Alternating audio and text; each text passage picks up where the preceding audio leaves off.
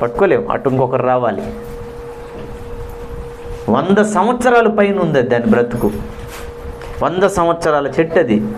అంటే చెట్లకు కొంతకాలం ఇచ్చేస్తాడు దేవుడు.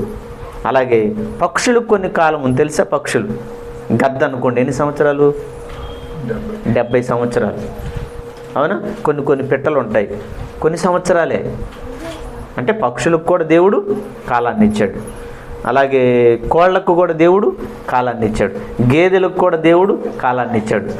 చెట్లకి దేవుడు కాలాన్ని ఇచ్చాడు, పశువులకు దేవుడు కాలాన్ని ఇచ్చాడు. అవునా? అలాగే సూర్యుడు ఉన్నాడు కదా. సూర్యుడు, చంద్రుడు, నక్షత్రాలు, భూమి, వీటికి కూడా దేవుడు కాలం ఇచ్చాడు. వీటికి కూడా కాలం ఇచ్చాడు. అందుకే బైబిల్లో ఏముంటుంది? చంద్రుడు ఉన్నంత కాలము అంటాడు దేవుడు బైబిల్లో. చంద్రుడు ఉన్నంత కాలం అంటే చంద్రుడికి కొంతకాలం ఇవ్వబడింది, తర్వాత చంద్రుడు ఉండడు. సూర్యుడు ఉన్నంత కాలము అంటాడు, భూమి ఉన్నంత కాలము అంటాడు. మరి ఆ తర్వాత భూమి ఉండదు, సూర్యుడు ఉండడు. ఎంతకాలం వరకు? మన ప్రభు అయిన యేసుక్రీస్తు వారి 2వ రాకడ వరకు భూమి ఉంటుంది, సూర్యుడు ఉంటాడు, చంద్రుడు ఉంటాడు, నక్షత్రాలు ఉంటాయి. ప్రభు 2వ రాకడతో ఏమవుతాయి అంటే అర్థం ఏంటో? టైం అయిపోయింది. టైం అయిపోయిందంటే అర్థం ఏంటి? చచ్చిపోతాయి మన భాషలో. అంటే సూర్యుడికి కాలం ఇవ్వబడింది, చంద్రుడికి కాలం ఇవ్వబడింది, నక్షత్రాలకి కాలం ఇవ్వబడింది, అన్నిటికీ కాలం ఇవ్వబడింది. బాగా వినాలి మీరు జాగ్రత్తగా. చెట్లకి కాలం ఇవ్వబడింది, తర్వాత చచ్చిపోతాయి. జంతువులకి కాలం ఇవ్వబడింది, తర్వాత చచ్చిపోతాయి. ఆ తర్వాత పశువులకి కాలం ఇవ్వబడింది, తర్వాత చచ్చిపోతాయి.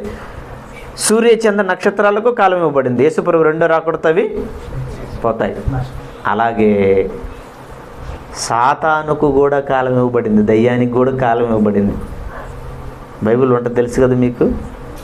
ఒకసారి యేసుప్రభు భూమి మీదకి వచ్చిన కాలంలో సువార్త ప్రకటిస్తూ వెళ్తున్నప్పుడు కొన్ని దయ్యాలు యేసుప్రభు వారిని అడుగుతున్నాయి, పిలుస్తున్నాయి. పిలిస్తే ఏమంటారు? సర్వోన్నతుడైన దేవుని కుమారుడా, మాతో నీకేమి? కాలము రాక మునిపే. అంటే దయ్యానికి కూడా ఏమి ఇవ్వబడింది? టైం. దయ్యానికి కూడా కాలం ఉందా? ఉంది. ఎప్పటి వరకు ఉంటుంది అది? ప్రభు 2వ రాకడ వరకు ఉంటుంది. ఆ తర్వాత ఏమవుద్ది? నిత్యాగ్ని గుండానికి వెళ్ళిపోతుంది అది. అందుకే ప్రకటన గ్రంథంలో కూడా దాని గురించి రాయబడి ఉంటుంది, ప్రకటన 12:12. ఇప్పుడు ఈ మాట చూడండి ఒక్కసారి. దయ్యానికి కూడా కాలం ఇవ్వబడింది. ఆ కాలం ఇవ్వబడినప్పుడు అది అంటున్నమాట. మత్తయి సువార్తలో చూడండి, చాలా బాగుంటుంది అన్నమాట. రాసుకోండి జాగ్రత్తగా. బైబిల్లో దేవుడు చాలా సంగతులు రాయించాడు.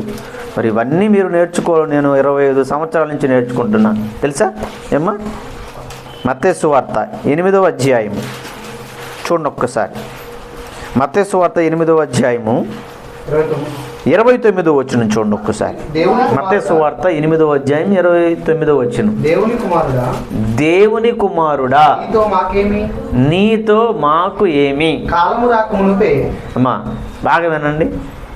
దయ్యము యేసుప్రభుతో ఏమంటుంది? యేసుప్రభు వారు ఎవరు అంటే దేవుని కుమారుడు అని. యేసుప్రభు దేవుని కొడుకు అని దానికి తెలుసా? ఆయన తెలుసు. దయ్యానికి తెలిసి యేసుప్రభు దేవుని కుమారుడని, దయ్యానికి తెలిసి యేసుప్రభు దేవుడని. ఎవరికి తెలియదు మరి? మనకు తెలియదు, మనకు క్లారిటీ లేదు. ఇంకేముంటుంది తెలుసా? సర్వోన్నతుడు అయిన దేవుని కుమారుడా అంటది ఇంకో చోట. అచ్చం దేవుని కుమారుడు అని ఇక్కడ అన్నది కదా. ఆ దేవుడు ఎలాంటి వాడో కూడా చెబుతుంటుంది అక్కడ. దేవుని కుమారుడా, నీతో మాకేం పని అంటే అర్థం ఏంటి? నీతో మాకేం పని లేదయ్యా. మరి దయ్యాలకు ఎవరితో పని? మనతోనే పని. మనతో పని. అవును, మనతో ఏం పని? మనదేం పని? మనలను దేవునికి కాకుండా పాడు చేసి, నాశనం చేసి, ఈ లోకపు మాయలో ముంచి మనల్ని తనతో పాటు నిత్యాగ్ని గుండానికి తీసుకెళ్ళాలి కదా. అది మనతో పని. గాలోడికి ఎవరితో పని అమ్మా? ఏ గాలోడే నాతో పని పెట్టుకోమని నాతో రమ్మని వస్తాడా? గాలోడికి గాలోలతోనే పని. అప్పుడప్పుడు అంటుంటాం మనం, ఒరే గాలోల సహవాసం బట్టి మావాడు చెడిపోయాడు. గాలోళ్ళందరికీ పెద్ద గాలోడేవాడు మరి ఈ గాలోడే గాలోని చేసిండు. అవును, మీరు అప్పుడప్పుడు కొన్ని చూడండి, ఒకప్పుడు ఇద్దరు తాగేవాళ్ళు, అవునా? ఒక్కరిద్దరు ప్యాకెట్ ఆడేవాళ్ళు, ఇద్దరు పాన్పరాగులు తినేవాళ్ళు. అప్పుడు అంటారు, ఈడొచ్చి అందరికీ పాన్పరాగులు అలవాటు చేశాడు, వీడేరా ఊర్లో ఉన్న వాళ్ళందరికీ తాగుడు అలవాటు చేసింది. అంటే మొదట తాగుడోడు ఈడే, అంటే తాగుడోలు గురువు అన్నమాట. వీడు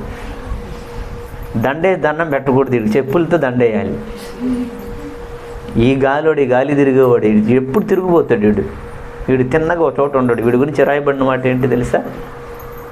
ఎవరిని మింగుదునా అని ఊరక ఆ ఊరి ఆ ఇంటికి ఆ ఇంటికి ఆ ఊరికి ఆ దేశానికి ఈ దేశానికి తిరగడం వాడి పని.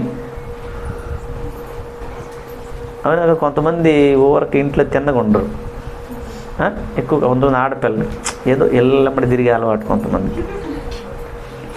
బాధపడకండి, మార్చుకోండి, అలా వరకు తిరగకూడదు.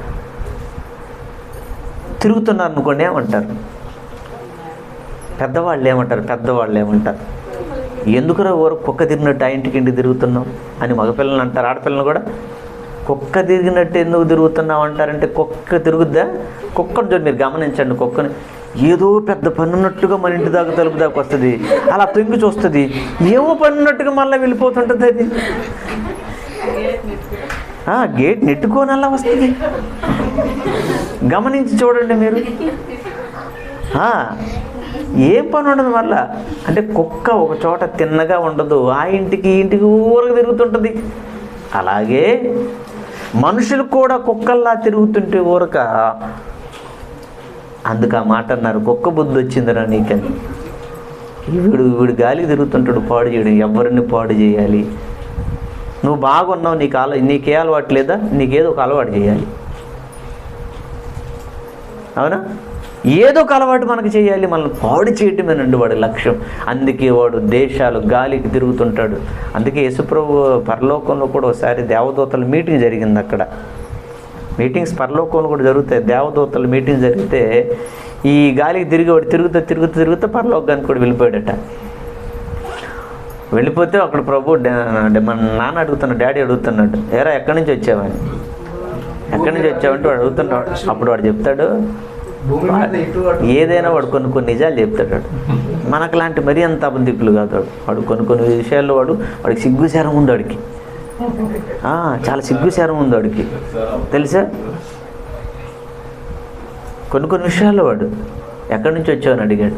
ఏమంటే భూమి మీద ఇటు అటు తిరుగులాడుచు, అంటే తిన్నగా నేను ఉండను, అటు ఇటు తిరుగులాడుచు అందులో సంచరించుచు వచ్చాను. నేను ఊరు తిరుగుతాను, అటు తిరిగాను, అమెరికా వెళ్ళాను, వాళ్ళని అక్కడ పాడు చేసేసాను. ఇండియాకి వచ్చాను, వీళ్ళని ఇక్కడ పాడు చేశాను. తర్వాత సెప్పుడు ముక్కోడోళ్ళు ఉన్నారు అక్కడ, జపాన్ వాళ్ళు, చీపురు కల్లోళ్ళు, చైనా, వాళ్ళని పాడు చేసేసాను. ఆ తర్వాత కర్రోళ్ళు ఉన్నారు, ఎవరు? ఆఫ్రికన్స్, వాళ్ళని కూడా జడగొట్టేసాను నేను. నాకేముంది, 24 hours ఆన్ డ్యూటీ కదా, 24/7. వాళ్ళన్న మనమని రెస్ట్ తీసుకుని నిద్రపోతాడు, నిద్రపోడు వాడు మనల్ని పాడు చేయడం వాడి లక్ష్యం. సిన్సియర్గా డ్యూటీ చేస్తున్నాడు. మనం క్లాస్కి రాలేదంటే రాలేకపోయాను. వాడిని చూసి ఏమి నేర్చుకోవాలి? సిన్సియారిటీ నేర్చుకోవాలి.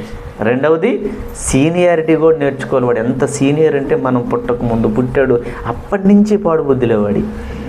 మంచి అన్నది ఏ రోజు కనపడదు.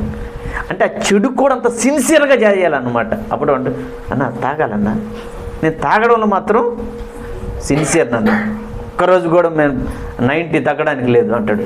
అంటే వాడికి అది సిన్సియర్గా, అంటే మంచి ఏదో బాగా మంచిలాగానే చెడు కూడా సిన్సియర్గా చేయాలట. అందుకే దొంగతనం కూడా చేయాలట. అందుకే పేరు కూడా ఏం పెట్టారు? మంచి దొంగ ఏంది, మంచి దొంగ ఇంకా మంచి దొంగ ఏంది అంటే ఇంక రాబోయే రోజుల్లో కూడా మంచి మోసగాడు, మంచి వ్యభిచారి అంట టైటిల్ ఇస్తారేం మరి. దొంగ అంటేనే చెడ్డ, ఇంకా మంచి ఏంటి? మీకు అర్థమైందా? అంటే వాడికి కూడా ఏమివ్వబడింది? వాడు అంటున్నాడు అక్కడ, దేవుని కుమారుడా నీతో మాకేం పని లేదయ్యా, నీతో మాకేం పని లేదు, పని అంతా వెళ్తా నిలబడి చేయడం మా పని, అంతేనా? నీతో మాకేం పని? కాలము రాకమునిపే మమ్మల్ని బాధ పెట్టడానికి ఇక్కడికి కూడా వచ్చితివా? ఇక్కడికి కూడా వచ్చితు అంటే ఇక్కడికి కూడా వచ్చావంటే ఈ మాట అర్థం చెప్పండి, ఆలోచించండి. ఇక్కడికి కూడా వచ్చితు అంటే అంతకుముందు ఎక్కడో తన్నులు తిన్నారు ఆయన చేతిళ్ళు. ఇక్కడికి కూడా వచ్చితివా అంటే మీరు ఆలోచించండి. అప్పుడు అంటారు ఇక్కడికి కూడా వచ్చినవా అంటే, ఇక్కడికి కూడా వచ్చినావు అంటే అర్థం ఏంటి? ఎక్కడో ఇంకో చోట కలుసుకున్నాం, అక్కడ వచ్చాడు, అక్కడ కనబడ్డాడు, ఎక్కడికి కూడా వచ్చాడు. అప్పుడు అంటాం మనం ఎక్కడికి కూడా వచ్చావా అని. కాలము రాక మునిపే అని అన్నాడు. మాకు ఒక టైం ఇచ్చావు కదా అంటే దయ్యానికి కూడా ఏమి ఇవ్వబడింది? టైం ఇవ్వబడింది, కాలం ఇవ్వబడింది. అందుకే వాడి గురించి ప్రకటన గ్రంథంలో ఏమన్నాడు చూడండి, 12వ అధ్యాయం 12వ వచనం. ప్రకటన గ్రంథం 12వ అధ్యాయం 12వ వచనం. అందుచేత పరలోకమా, పరలోక నివాసులారా ఉత్సహించండి, భూమి సముద్రమా మీకు శ్రమ, అపవాది తనకు సమయము కొంచెమే అని ఎరిగి బహుక్రోధము గలవాడై మీ యొద్దకు దిగి వచ్చి ఉన్నాడు అని నాన్న చెప్తున్నాడు. అప్పుడప్పుడు చూడు మన పిల్లలు పిలిచి, గాలివాడి దగ్గర ఉన్నప్పుడు మనం చెప్తామా? చెప్పంగా, చెబితే వాడికి కోపం వస్తుంది. వాడిని పిలిచామంటే అరే వాడు గాలివాడురా, గాలివాడితో ఎలా తిరుగుతావు నాయన, వాడు నిన్ను పాడు చేస్తారా, వాడు మంచోడు కాదు, వాడు కన్నీ అలవాట్లోనే నాయన, వద్దు నాయన నువ్వు జాగ్రత్త నాయనని ప్రేమ కలిగిన తల్లిదండ్రులు బిడ్డలు చెప్పుకుంటాం కదా, అంతేనా? దేవుడు కూడా చూడు, అపవాది వచ్చేసాడు నాయన ఇక్కడికి, క్రోధం కలిగిన వాడికి వచ్చాడు నాయన, జాగ్రత్త నాయన, జాగ్రత్త నాయన. ఆయన జాగ్రత్త అని చెప్తానే ఉన్నాడు, మనం జాగ్రత్తగా ఉన్నామా? జాగ్రత్తగా లేమ్మా, అజాగ్రత్తగానే ఉన్నాం. కొట్టేశాడు, మనల్ని దెబ్బ కొట్టేశాడు వాడు. అంటే బాగా మీరు ఆలోచిస్తే కాలం అన్నిటికీ ఇవ్వబడింది, మనకి ఇవ్వబడింది.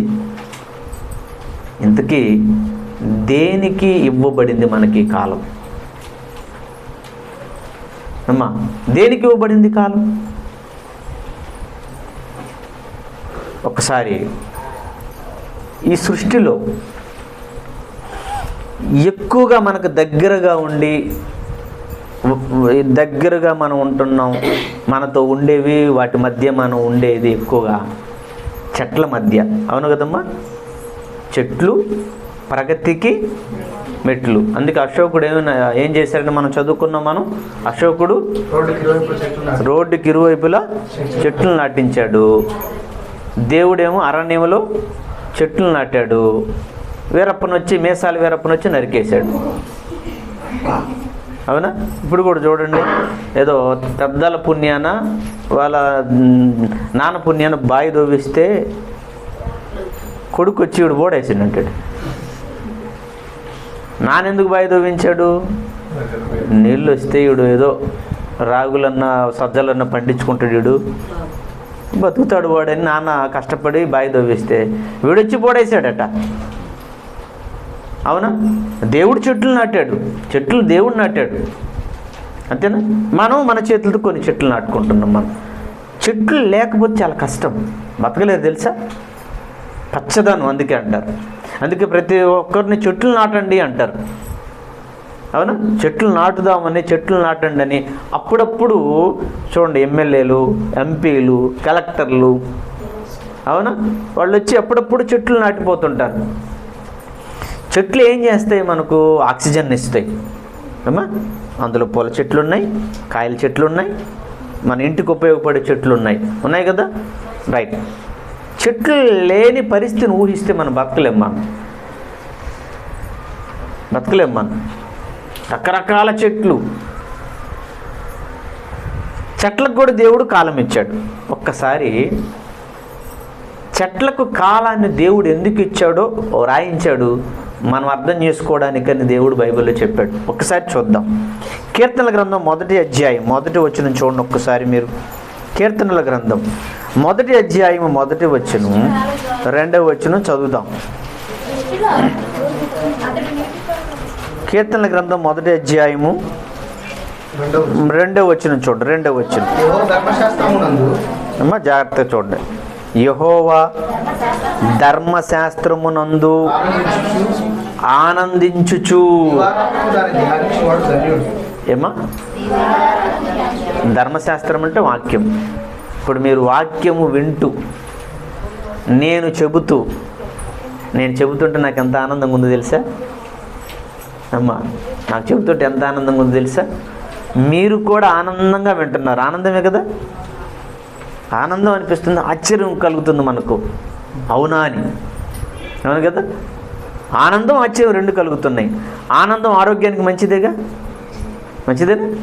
అవును, ఆనందం ఆరోగ్యానికి మంచిది, నవ్వు ఇంకా మంచిది. అలాగని పిచ్చోళ్ళు ఎవరు నవ్వకూడదు. మళ్ళా అది నవ్వాలి. నవ్వకపోవడం ఒక రోగం అంట. కొంతమంది ఉంటారు ఎప్పుడు చూసినా కసుబుసులు, సీరియస్గా ఉంటాడు అనమాట. ప్రపంచం మొత్తాన్ని ఒక్కడ నడిపిస్తున్నట్టు. కొంతమందికి నవ్వకపోవడం అదొక రోగం. అది నవ్వాలి. నవ్వడం ఆరోగ్యానికి మంచిది. నవ్వితే మీకు అర్థమైందా? నవ్వు అనేది కూడా ఒక వైద్యం తెలుసా? పనిగట్టుకో నవ్విస్తున్నారు ఇప్పుడు డబ్బులు తీసుకొని ఒక చోట. అవును, లాఫింగ్ థెరపీ అంటారు దాన్ని. అంటే మనల్ని పనిగట్టుకొని డబ్బులు కడితే లోన్ కూర్చుంటే మనల్ని నవ్విస్తారు వాళ్ళు. నవ్వు ఆరోగ్యానికి మంచిదని. నవ్వడం వల్ల చిన్న చిన్ని నరాలన్నీ కూడా ఓపెన్ అయిపోతాయట. లాఫింగ్ థెరపీ అంటారు దాన్ని, నవ్వించడం. మీకు అర్థమైందా? నవ్వకపోవడం ఒక రోగం. అది నవ్వకపోవడం రోగం. మీకు అర్థమవుతుందా? దేవుడు ధర్మశాస్త్రాన్ని వాక్యాన్ని ఇచ్చాడు. వాక్యాన్ని చదువుతుంటే ఎంత ఆనందమో తెలుసా? అందుకే నేను బాగా చదువుతాను వాక్యాన్ని. చెప్పడం ఎంత ఆనందమో తెలుసా? చాలా ఆనందం నాకు. ఈ ఆనందమే నేను ఈరోజు ఎంత ఆరోగ్యంగా ఉండడానికి కారణం తెలుసా మీకు? 50 నుండి 51 జరుగుతుంది. 51 సంవత్సరం. నమ్మరు ఎవరు. మన మధ్య ఎవరు పాస్టర్ గారికి పెళ్లి కాలేదేమో, మా అమ్మాయిని ఇద్దామనేది అన్నారంట. అప్పుడు ఈ మాట మా ఆవిడికి తెలిసి బతకనివ్వరు. నన్ను బతకనివ్వరు. నాకు పెళ్లి చేసే కూతురుంది, పెళ్లి కూడా చేశాను నా పెద్ద కుమార్తెకి, స్వరూపకి. మీలో చాలామంది తెలుసు. అవునా? ఆనందం. మన ఆనందం కొరకు దేవుడిచ్చాడు వాక్యాన్ని. అదే అంటున్నాడు ఇక్కడ. యెహోవా ధర్మశాస్త్రమునందు ఆనందించుచు దివారాత్రులను దాన్ని ధ్యానించేవాడు ధన్యుడు. జాగ్రత్తగా ఈ మాట చూడండి. అతడు నీటి కాలువల యోరను నాటబడినదై ఆకు వాడక. మన టాపిక్ ఏంటి? కాలం గురించి కదా. తన కాలమందు ఫలమిచ్చు చెట్టు వలె ఉండును అని అన్నాడు. చెట్టును పుట్టించాడు దేవుడు. దానికి దేవుడు కాలాన్ని ఇచ్చాడు. అదే కదా, కొన్ని చెట్లు కొన్ని సంవత్సరాలే, తర్వాత బతకవు. ఎందుకు? మీ ఇంట్లో పెరట్లో పడి మొలుస్తుంటాయి, మీరు కూడా విత్తనాలు చల్లుతుంటారు. బెండ చెట్టు, గోంగూర చెట్టు, తర్వాత టమోటా చెట్టు, మిరప చెట్టు 30-40 సంవత్సరాలు ఉంటాయా? కాస్తాయా ఏమ్మా? ఇంకాసేపు వెళ్ళి షాపులు ఎందుకు వస్తాయి? అక్కడ మార్కెట్ ఎందుకు వస్తుంది? మన ఇంట్లో కాపించుకునే వాళ్ళం కదా. 1 సంవత్సరం, ఒక కాపు, 3 నెలలు, 6 నెలలు, ఆ తర్వాత ఏమవుతుంటుంది? అది చచ్చిపోద్ది, ఎండిపోయి చచ్చిపోద్ది. మీకు అర్థమైంది ఇప్పుడు? రైట్. అంటే దేవుడు చెట్టును పుట్టించాడు, దానికి కొంత కాలాన్ని ఇచ్చాడు. ఆ కాలంలో ఆ చెట్టు ఏం చేస్తుందట? మళ్ళా చదవండి అన్నమాట. 2వ మాట, చివరి మాట. ఆకు వాడక తన కాలముందు ఫలమిచ్చు చెట్టు. చెట్టు ఏమి ఇవ్వాలి తన కాలంలో? తన కాలంలో ఫలాలు ఇవ్వాలి. అంటే దేవుడు చెట్టును పుట్టించాడు, చెట్టుకు కాలాన్ని ఇచ్చాడు. ఆ కాలంలో ఈ చెట్టు ఏం చేయాలి అంటే ఫలాలు ఇవ్వాలి. తన కాలమందు ఫలమిచ్చు చెట్టు అంటే ఇప్పుడు ఆ కాలంలో ఆ చెట్టు ఏం చేయాలి? ఫలాలు ఇవ్వాలి. ఇస్తున్నాయా చెట్లన్నీ ఫలాలు ఇస్తున్నాయా లేవా? ఇవ్వట్లేదా? పళ్ళ మార్కెట్ చాలా ఉంది కదా అక్కడ. లోళ్ళు వస్తున్నాయి, అయిపోతున్నాయి. అంటే ఎక్కడివే? జామ పండ్లు ఎక్కడివి?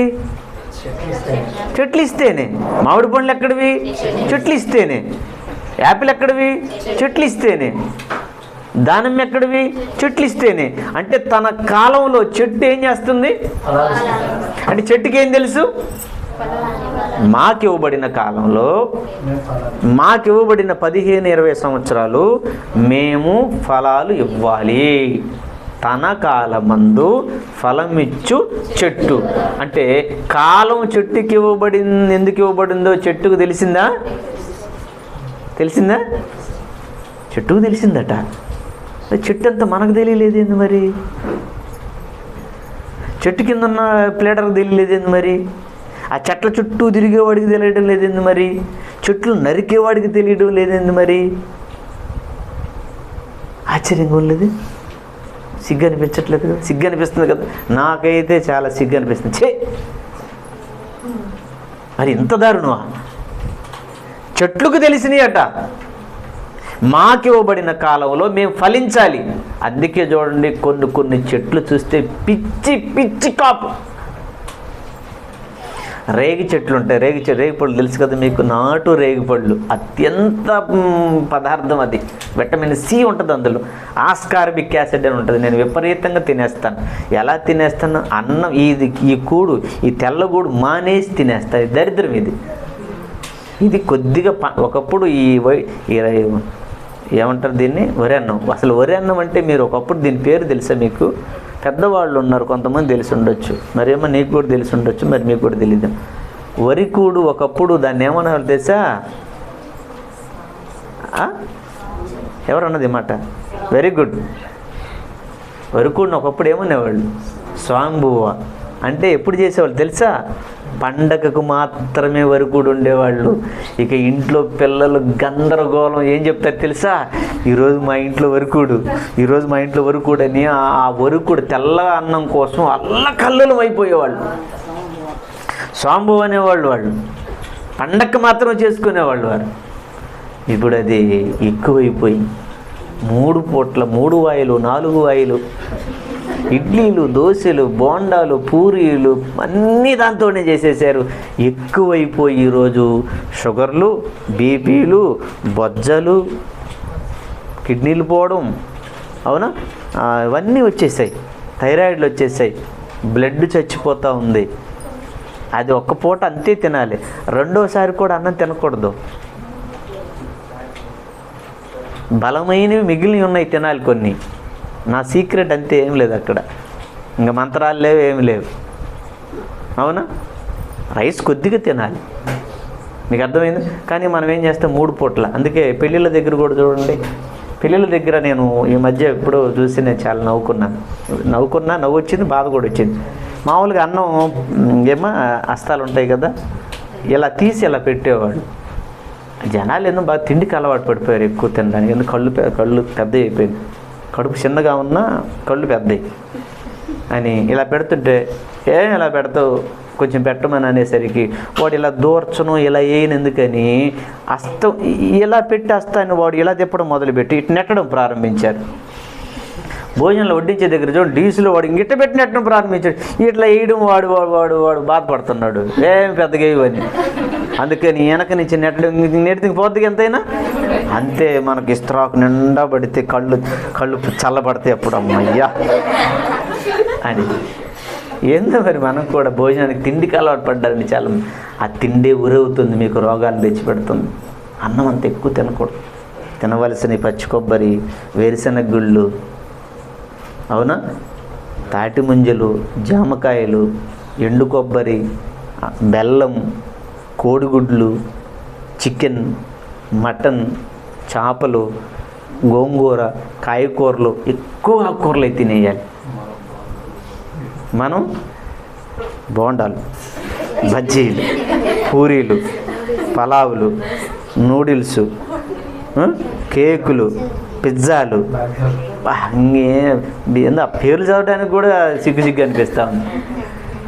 అందుకే పిల్లలు చూడండి, పిల్లలు ఇప్పుడు అంతా బాయిలర్ కోళ్ళలాగా అయిపోయింది. నడవలేడు వీడు, నానమ్మ పరిగెత్తుంటుంది, వీడు నడవలేడు. ఎందుకు? ఆ తిండి అలా అయిపోయింది. వీడు ఇది తింటున్నాడు, బెల్లం తినమంటే వద్దంటాడు, పచ్చి కొబ్బరి తినమంటే వద్దంటే. పచ్చి కొబ్బరి మీరు ఎవరు తినరు, అత్యంత బలమైనది పచ్చి కొబ్బరి, అలాగే ఎండు కొబ్బరి. అమ్మాయి ఇప్పుడు మెచ్యూరిటీ అయితే ఏం పెడతారా ఆడపిల్లలకి? ఎందుకని అప్పుడు పెట్టేది అనుకున్నారా? ఎండు కొబ్బరి అత్యంత బలమైనది.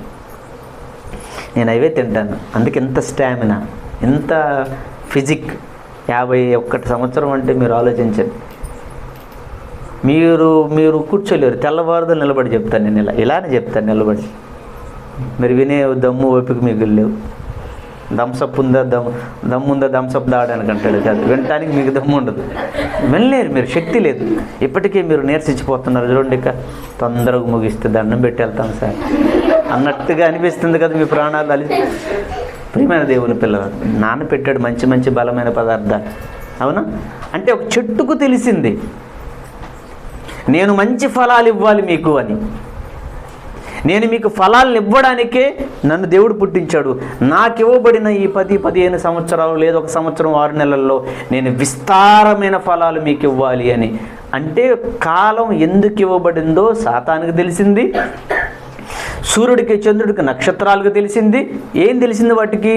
ఇదిగో ఈ కాలం మీకు ఇచ్చాను, ఈ టైంలో మీరు పరిగెత్తాలి. భూమి నువ్వు తిరుగు, నువ్వు తిరగాలి, నా పిల్లలకు రోజు తీసుకురావాలి నువ్వు. దానికి ఇవ్వబడిన కాలంలో అది పరిగెత్తుంది. అది సూర్యుడు తనకి ఇవ్వబడిన కాలంలో పరిగెత్తుంది. అవన్నీ వాటికి ఇవ్వబడిన కాలం తెలుసు, వాటికి మనకే తెలియలేదు. అందుకే దేవుడు ఉదాహరణగా చెప్తున్నాడు, ఒక చెట్టు తన కాలమందు ఫలమిచ్చే చెట్టు అని అన్నాడు. అంటే చెట్టుకి కాలం ఇవ్వబడింది, ఆ కాలంలో ఆ చెట్టు ఏం చేయాలి? ఫలాలు ఇవ్వాలి. అందుకే ప్రతి చెట్టు ఫలాలు ఇస్తూనే ఉంది. పిచ్చి చెట్టు కూడా పిచ్చి ఫలాలను ఇస్తుంది. అది మీకు అర్థమైందా? మరి మనకు దేవుడు కాలాన్ని ఎందుకు ఇచ్చాడు అని ఆలోచిస్తే, మనకు ఎందుకు ఇచ్చాడు తెలుసా కాలాన్ని? మనము కూడట ఒక చెట్టు మన కొరకు తనకివ్వబడిన కాలంలో ఎలా మంచి మంచి ఫలాలను ఎలా ఇస్తుందో, మనము కూడా దేవుని కొరకు ఫలాలు ఫలించాలని ఇచ్చాడు. తెలుసా మీకు? అన్ని చెట్లకు తెలుసు, అన్ని చెట్లకు తెలుసు. అందుకే చెట్లన్నీ కాయలు కాస్తూనే ఉన్నవి. ఒక సందర్భంలో ఒక చెట్టు మాట్లాడుతుంది. ఏం మాట్లాడుతుంది? ఒకసారి ఒక చెట్టు సంగతి చూడండి మీరు. ఒక చెట్టు విషయం చూద్దాం. న్యాయాధిపతుల గ్రంథం 9వ అధ్యాయం. న్యాయాధిపతుల గ్రంథము 9వ అధ్యాయము చూడండి ఒకసారి బైబిల్లో. దేవుడు ఎప్పుడో చెప్పాడు. 9వ అధ్యాయము 9వ వచనం చూడండి. మా చెట్లన్నీ మీటింగ్ పెట్టుకున్నాయట. మీకు చెట్లకు కూడా ప్రాణం ఉందని చెప్పారు, చెట్లు కూడా మనసు ఉందని ఈ మధ్య చెప్తున్నారు. చెట్లు కూడా మాట్లాడుకుంటాయట, శాస్త్రవేత్తలు చెప్తున్నారు. తెలుసా? చెట్లన్నీ ఒకసారి సమావేశమయ్యాయట. దేనికి? మనుషులు ఉన్నారు, మనుషులకు రాజులు ఉన్నారు, అవునా? పక్షులు ఉన్నాయి, పక్షులకు ఎవరున్నారు? పక్షులకు రాజు ఉన్నాడా? ఉన్నాడు. పక్షులకు రాజు ఎవరు? పక్షిరాజు పేరు ఈగల్, గ్రద్ద, పక్షిరాజు. అలాగే జంతువులు ఉన్నాయి, జంతువులకు రాజు ఉన్నాయా? అరణ్యంలో ఉండే జంతువులకి రాజు ఎవరు? మృగ రాజు ఎవరు? లైన్, సింహం. పక్షులకి రాజులు ఉన్నారు, జంతువులకి రాజులు ఉన్నారు, మనుషులకు రాజులు ఉన్నారు. చెట్లారా మనకు రాజు లేడే, కనుక మనమంతా ఒకరిని రాజుగా, చెట్లల్లో ఒక చెట్టును మనం రాజుగా ఎన్నుకుందామని ఆలోచన చేశాయి. వీటి ఆలోచన చూడండి. అవునా? మన చుట్టూ మనతో సహవాసం చేసి ఇవి కూడా పాడైనట్టు అనమాట. అవునా? అప్పుడు ఏమని మాట్లాడుకుంటున్నాయి చూడండి, 8వ వచనం. చెట్లు తమ మీద రాజును ఒకరిని అభిషేకించుకొనవలెనని మనస్సు కలిగి బయలుదేరి మమ్మల్ని ఏలుమని ఒలీవ చెట్టు దగ్గరికి వెళ్ళారట. చెట్లన్నీ కలిసి ఒలీవ చెట్ల దగ్గరికి వెళ్ళావట. ఒలీవ చెట్టు అంటే అత్యద్భుతమైనటువంటి చెట్టు అది. ఈ మధ్యకాలంలో చాలామంది తలకు కొబ్బరి నూనె రాసుకుంటున్నారు. అన్ని నూనెల కంటే నూనెలకు రాజేది అంటున్నారు ఆలివ్ ఆయిల్. చాలా ఖరీదది. ఆలివ్ చాలా మంచిది, కానీ కొనలేం మనం, చాలా ఖరీదు. వంటకు కూడా ఉపయోగించుకుంటున్నారు అది. పాత నిబంధనలు మీరు చూస్తే అత్యద్భుతమైన చెట్టు అది. ఒలీవ నూనె అంటే చాలా కాస్ట్లీ. రెండవది, పాత నిబంధన కాలంలో మందసములో దేవుని మందిరంలో ఏదైనా వస్తువులకు ఏ కర్ర వాడేవాళ్ళు తెలుసా? ఒలీవ కర్ర. అత్యద్భుతమైన కర్ర అది, తెలుసా? ఇప్పుడు ఒరిజినల్ నూనెలన్నింటికి రారాజు నూనె ఒకటి ఉంది మన దగ్గర, కొబ్బరి నూనె. కొబ్బరి నూనె అంటే మళ్ళీ ఈ డబ్బాలో ఈ ప్యాకెట్లు కాదు, ఇవి కల్తీ. ప్యూర్ కోకోనట్ ఆయిల్ మా ఇంట్లో ఉంది, నేను తాగుతుంటాం మేము. అది ప్యూర్. లీటర్ 850 రూపాయలు. చాలా రోగాలు పోకూడదు అది. స్కిన్ చాలా స్మూత్గా ఉంటుంది అది. ఒరిజినల్ కొబ్బరి నూనె అంటే కొబ్బరికాయలను ఎండబెట్టి 1 సంవత్సరం పాటు ఎండబెడితే కురుడీలు వచ్చేస్తాయి, పదార్థం మారుతుంటుంది. ఆ కురుడీలను గానుగ నూనెలో, కట్టె గానుగ నూనెలో ఒకప్పుడు వాడేవాళ్ళు తెలుసా? ఆముదం వంటల్లో వేసుకునేవాళ్ళు. ఈ ఆయిల్ వచ్చిన తర్వాత గుండె జబ్బులను వచ్చాయి. ఇది ఆయిల్ కాదమ్మా, వాడుకోకండి. మీరు ఒంట్లో వాడుతుంది రుచి గోల్డ్ అని అంటారు ప్యాకెట్, అది నూనెలు కాదమ్మా, మీకు తెలియదు. సన్ఫ్లవర్ కాదు అది, ఆయిల్ కాదు, అవి డీజిల్. అవి తెలుసా మీకు? బండ్లు శుభ్రం చేస్తారు కదా, డీజిల్ పెట్రోలు బండ్లు తిరిగిన తర్వాత ఆ పనికి మాలిన ఆయిల్, ఆ తర్వాత చచ్చిపోయిన ఎముకలు, జంతువుల ఎముకలు ఉంటాయి కదా, వాటన్నిటిని కూడా మరిగించి టెంపరేచర్లో మరిగించి వాటి మీద పైన వరకు ఫ్లేవర్ వేస్తారు. నూనె అనుకోను పొయ్యడం ఫ్రైలు చేస్తున్నారు మీరు నూనె పోసి ఫ్రై చేశారు, ఆ ఫ్రై లోనకెళ్ళి మిమ్మల్ని ఫ్రై చేస్తుంది. గ్యాస్ట్రైటిస్, థైరాయిడ్స్, గుండె జబ్బులు వచ్చేస్తున్నాయి. ఆయిల్ కాదు అది, నూనె కాదమ్మా. ఒరిజినల్ కొబ్బరి నూనె చెక్క గానుగుల దగ్గర ఉంటుంది. అవి తీసుకోండి, అవి గింజలతో తయారు చేసినవి. అసలు కిలో నూనె ఎంత అవుతుందో తెలుసా మీకు? ప్యాకెట్ ఎంతమ్మా? వేరుశనగ ప్యాకెట్ ఎంత? 120 ఎంత? కిలో కదా. కిలో వేరుశనగ నూనె రావాలంటే ఎన్ని కిలోలు వేరుశనగలు ఆడించాలి తెలుసా? 3 కిలోల వేరుశనగలు ఆడిస్తే కిలో నూనె వస్తుంది. కిలో వేరుశనగ గుళ్ళు ఎంతమ్మా?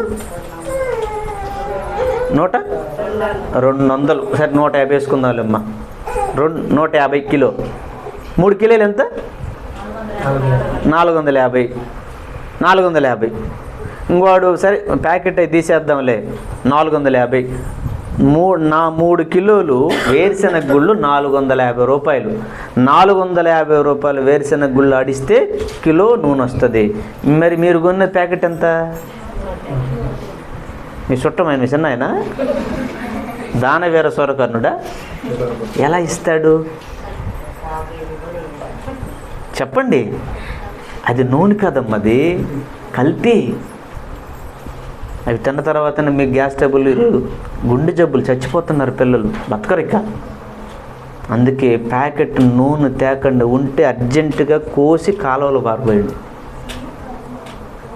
మేము మానేసి దాదాపు 15-20 సంవత్సరాలు అయింది. మేము ప్యూర్ కొబ్బరి నూనె వాడుకుంటాం వంటల్లో. గానుగ నూనెలు ఉన్నాయి, నువ్వుల నూనె, వేరుశెనగ నూనె, పుత్తేడు గింజలతో తీసినవి. గింజలు దేవుడు మా నాన్న పుట్టించాడు, అత్యద్భుతమైన గింజలు. నువ్వులు అంటే అత్యద్భుతం, పొత్తిరుగుడు అత్యద్భుతం, వేరుశెనగ గుళ్ళు అత్యద్భుతం. వేరుశెనగలు కూడా తినరు మీరు. ప్రతిరోజు నేను వేరుశెనగ విత్తనాలు తింటాను. పిల్లలకు నానబెట్టి పెట్టండి.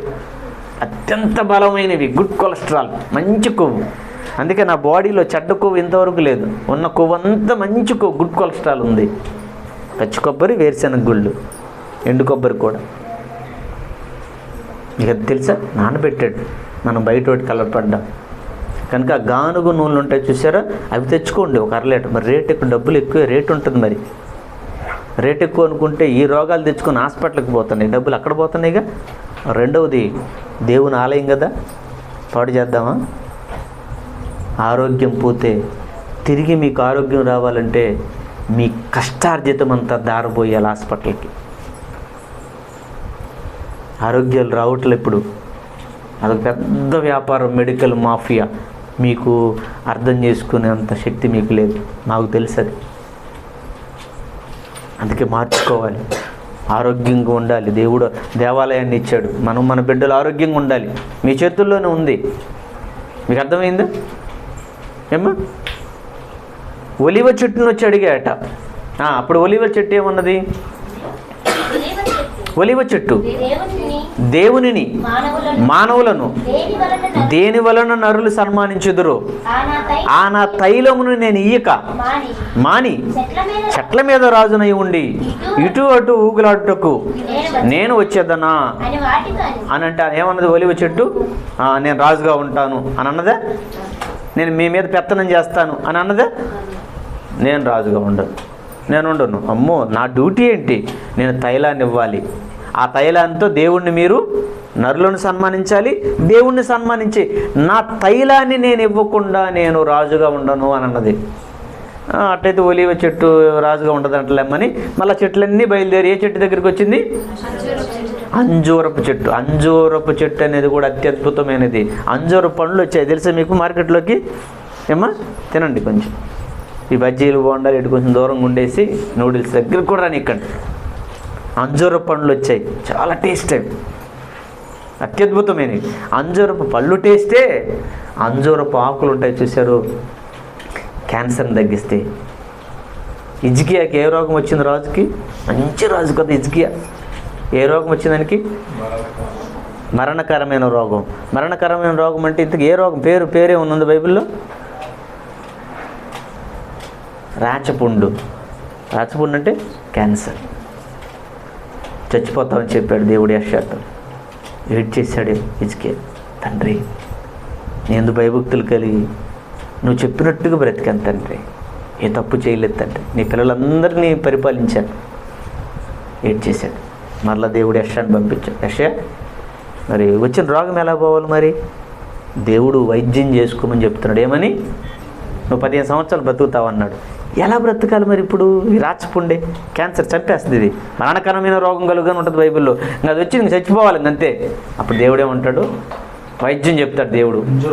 అప్పుడు అంటాడు యెషయా, హిజ్కియా దగ్గరికి వెళ్ళి బాగుపడతావని చెప్పు. మరి ఎలా బాగుపడతాడు? అంజూరపు పండ్ల ముద్ద తెచ్చి గాయానికి కట్టు, దెబ్బకాయని బాగుపడతాడు, 15 సంవత్సరాలు బ్రతుకుతాడు అన్నాడు. మెడిసిన్ అది. మీకు తెలుసు తెలీదు, ఈ సీజన్లో జలుబు దగ్గులు ఎక్కువ వస్తాయి అందరికి. అవును కదా? తులసి చెట్టు తెలుసు మీకు? అమ్మయ్య సంతోషం. అమ్మ తెలియదు అనుకున్నాం. తులసి అత్యద్భుతమైన తులసి అంటే తెలుసా? రామ తులసి పేర్లు పెట్టారు. ఇంకా మన వాళ్ళన్నిటికీ పేర్లు పెట్టమేగా.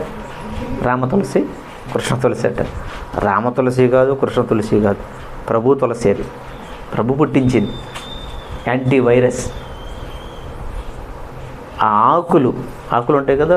మీరేం లేదు, మీరు హిందువులు మీరు హిందువులను చాలా విషయాలు తప్పట్టకూడదు. మీకు తెలీదు. వాళ్ళు ఇంటి ముందు ఏముంటుంది? ప్రతి హిందువులు ఎందుకని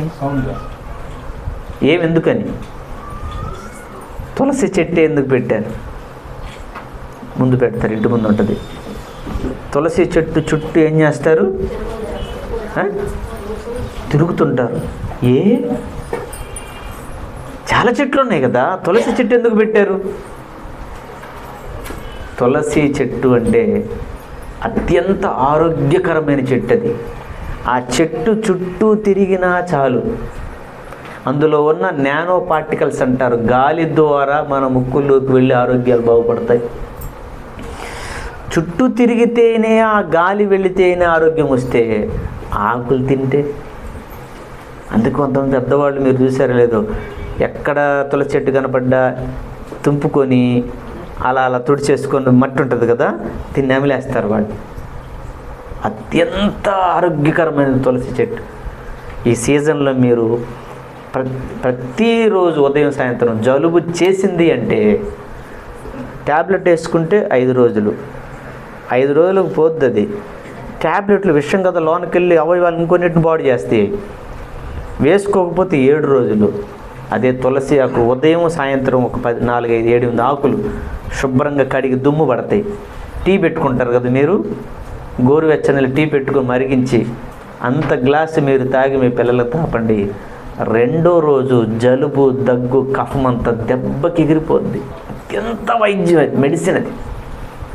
చాలా ఆయుర్వేదికులు వాడతారు. నేను డాక్టర్ని గారిని కనుక కొంచెం వైద్యం చేశాను కనుక చెప్తున్నాను. నాకు జలుబు చేసిందంటే ఒక్క పూటే, జలుబు చేసిందంటే నేను తులసి చెట్టుని ఎత్తుక్కుంటాను. నేను నానబెట్టాడు అది. మనకి ఏది తెలీదు. ఇంకా దరిద్రం మనకు. మన మందులు కూడా వేసుకొని చంపుతున్నారు పాస్టర్లు కొంతమంది, తెలియక పాపం. మన మందులు, అమ్మో మన మందులు వాడకూడదని. దేవుడే మందు వైద్యం చెప్పాడు. హిజ్కియా అంజూరపు పండ్ల ముద్ద తెచ్చి కట్టుకో. కొన్ని ఆకులు ఔషధాలు, కొన్ని పండ్లు ఔషధాలు. ఇంత కూడా అవసరం లేదు. జామ చెట్టు ఉంది, జామకాయ, జామ ఆకులు నొప్పులు తగ్గుతాయి కషాయం పెట్టుకుంటే. జామ పండిన జామకాయ తింటే, పండు జామకాయ తింటే మలబద్ధకం పోయి మోషన్ ఫ్రీ అవుద్ది. పచ్చి జామకాయ తింటే మోషన్ అవుతుంటుంది కదా, పచ్చి జామకాయ పెడితే దెబ్బకాగిపోద్ది. దేవుడమ్మా, చప్పట్లు కొట్టండి నాన్నకి. ఫ్రీ, మన ఇంట్లో అందరి ఇంట్లో ఉంటుంది అది. దాని గురించి ఎవరికి తెలియదు. ఒక చోట చూసాను జామ చెట్టు, విపరీతమైన కాయలు. అవి పండి రాలిపోతుంటే చూసి పిచ్చి కోపం వచ్చింది నాకు. ఒక్కరు కూడా కోసుకొని తింటలేదా ఇళ్ళ పక్కన ఉన్నవాళ్ళు. నేనైతే భోజనం మానేసి తినేస్తాను జాంపండు. అత్యంత బలమైనవి, చీప్ అండ్ బెస్ట్లో వచ్చాయి. పేదవాడి యాపిల్ అంటారు. పేదవాడి యాపిల్ ఏదంటే జాంపండే. ఆ యాపిల్ని మంది కాదు, కాశ్మీర్ అది. అది ఏ సంవత్సరంలో తెలీదు. పైన మైనం కోటింగ్ వేస్తారు, మెరుస్తుంటుంది. మీరు కక్కురుతోళ్ళం మనం. ఆ మైనం ఉంటుంది, దాన్ని తీరు. వాటి వల్ల పిల్లలు తింటే పేగులన్నీ పాడిపోయి క్యాన్సర్లు వచ్చేస్తున్నాయి. ఆ మైను కనీసం తొక్క తీసైనా తినరు. అది ఏ సంవత్సరం, పోయిన సంవత్సరంది. అది ఉంచడానికి పైన మైను రాస్తారు. అది తొక్క తీసుకొని తినాలి, లేదంటే మన తొక్క తీస్తుంది అది లోనకెళ్ళి. అవసరం లేదు మనకది. మన దగ్గర దేవుడు పిచ్చిగా పెట్టేశాడు. జామ పళ్ళు తినాలి. అత్యద్భుతమైన ఫ్రూట్స్. అంటే చెట్లన్నీ చూడండి, ఇవన్నీ మనకు ఆరోగ్యాన్ని ఇచ్చేవి. ఆ తర్వాత వెళ్ళారట అంజూరపు చెట్టు దగ్గరికి. చూడండి, అంజూరపు చెట్టు దగ్గరికి వెళ్తే అంజూరపు చెట్టు ఏమన్నది? చెట్ల మీద రాజునై ఉండి ఇటు అటు ఊగుటకు నా మాధుర్యమును. అది అంటర్లైన్ చేయండి అమ్మ మాట. చెట్టు చెబుతుంది ఏమని? ఏ చెట్టు? అంజూరపు చెట్టు అంటుంది. చెట్లన్నీ వచ్చి అడిగట, నువ్వైనా మా మీద రాజుగా ఉంటావా, మా మీద పెత్తనం చేస్తావా, నువ్వు మమ్మల్ని పరిపాలించు, మేము మీకు దాసులుగా ఉంటామని చెట్లన్నీ వచ్చి అడిగితే అంజూరపు చెట్టు ఏం చెప్పింది? నేనుండను అని. ఏమంటుందో తెలుసా? నా మాధుర్యమును, నా మంచి ఫలమును నేను ఇయ్యక మానుదునా. అంటే ఏమర్థం ఈ చెట్టుకి? అంజూరపు చెట్టుకి ఏమర్థమైంది? నేను పెత్తనం చేయడానికి పుట్టలా, నేను రాజుగా ఉండి మీ మీద అధికారం చేయడానికి పుట్టలేదు, నేను అటు ఇటు తిరగడానికి పుట్టలేదు. దేవుడు నన్ను పుట్టించాడు, నాకు ఒక కాలం ఇచ్చాడు. ఆ కాలంలో నేనేం చేయాలంటే మంచి ఫలాలు ఫలించి ఇదిగో దేవుని పిల్లలకి ఇవ్వాలి. నేను చెట్లకు కూడా తెలిసిపోయింది. మరి దేవుడు మన కాలాన్ని ఇచ్చాడు. దేనికి కాలాలు ఇచ్చాడు ఒకసారి చూడండి. మనకి ఇచ్చిన కాలం గురించి ముందు బాప్తిస్మ ఇచ్చి యోహాను గారి ద్వారా ఏమంటున్నాడు, తర్వాత యేసుప్రభువు వారు ఏమన్నాడు, త్వరగా చూడండి. కొన్ని మాటలు చెప్పి నేను ముగిచ్చేస్తాను. మత్తయి సువార్త. మనకు దేవుడు ఈ కాలాన్ని ఎందుకు ఇచ్చాడు చూడండి, చెప్తున్నాడు అక్కడ. బాప్తిస్మ ఇచ్చి యోహాను గారి ద్వారా దేవుడు ముందు ఏం మాట్లాడిస్తున్నాడు చూడండి. ప్రభు కంటే ముందు మాట్లాడాడు ఈయన.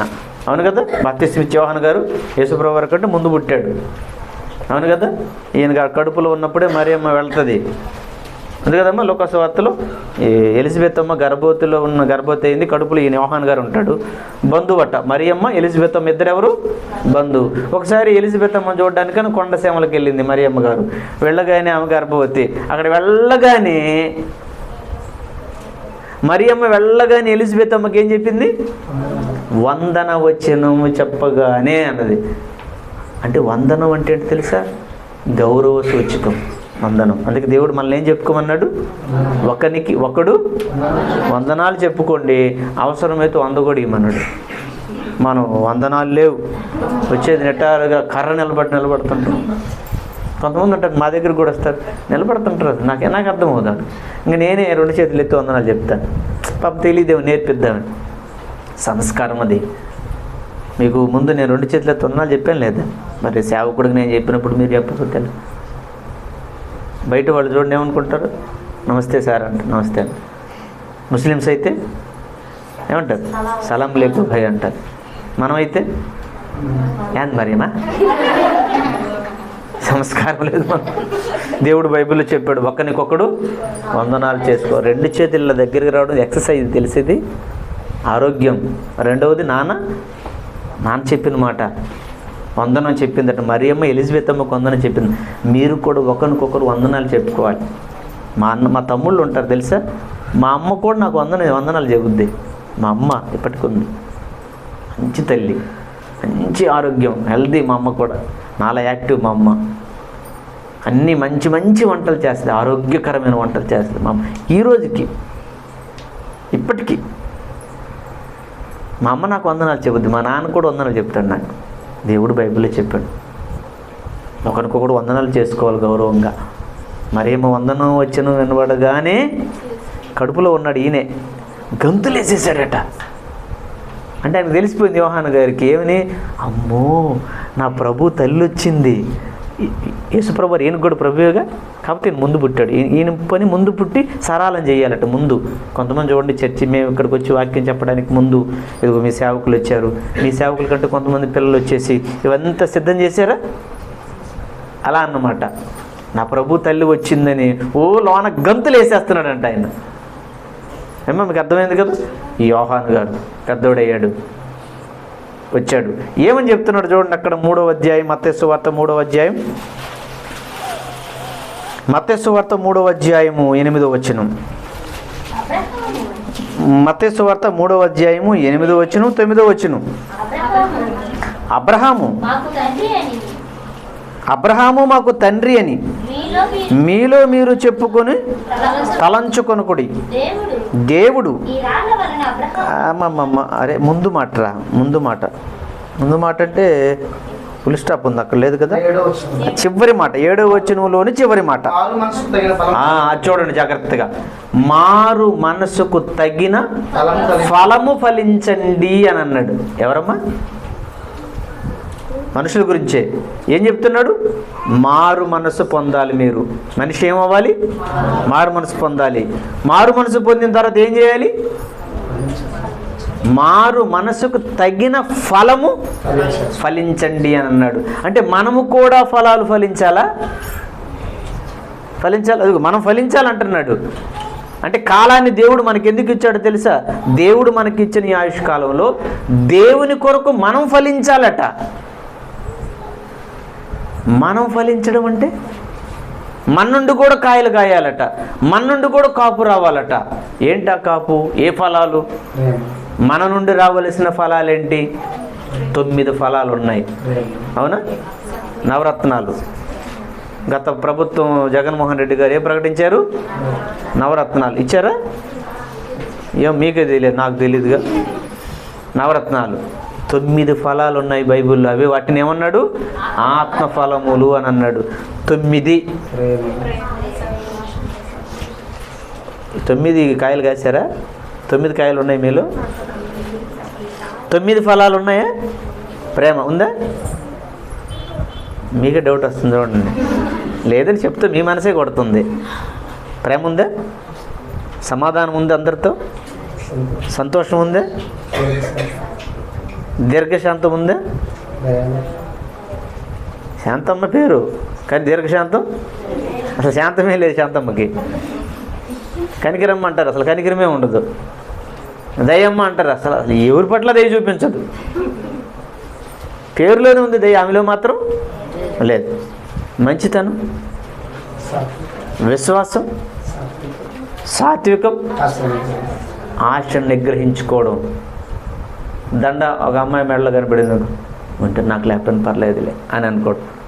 నాకు కూడా దండ ఉండాలి, ఆశ, దండ కావాలి, దండ కావాలి, దండ కావాలి, దండ కావాలి, ఇలా దండ కావాలి, దండ కావాలని మా తమ్ముడు భార్య, మా రెండవ తమ్ముడు భార్య మెడలో ఒక దండ ఉందని మా చిన్న తమ్ముడు దండ తీసి ఇవ్వలేదని కొంచెం తీసిస్తాను కొంచెం రోజులు ఆగమన్నాడు. సరేలేమని ఊరుకోకుండా దండ తీసేయలేదని బెదిరిస్తే తీసిస్తాడని బెదిరించాలనుకొని పొయ్యి దగ్గరికి వెళ్ళింది. అగ్గిపొలలో గీసింది, చీరు కంటించుకుంది, కాలిపోయింది.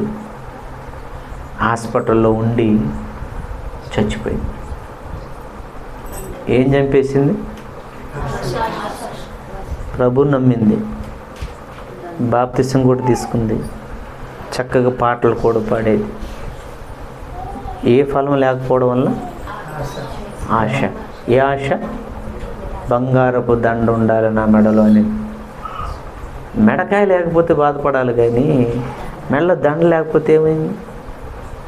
ఇప్పుడు మీరు ఆలోచించారు, నా వేళ కుంగరాలు కానీ మెడలో చైన్ కానీ బ్రాస్లెట్ కానీ ఏమైనా ఉందమ్మా? లేకపోయినా అందంగా లేనా? బాగాలేనా? మా ఆవిడకి నచ్చలేదా? నేను నచ్చి పెళ్లి చేసుకుంది, ఏమి లేవు, అచ్చిగోడలేదు. అప్పుడు ఉంగరం పెళ్ళైన తర్వాత పెళ్ళిలో ఆమె పెట్టింది.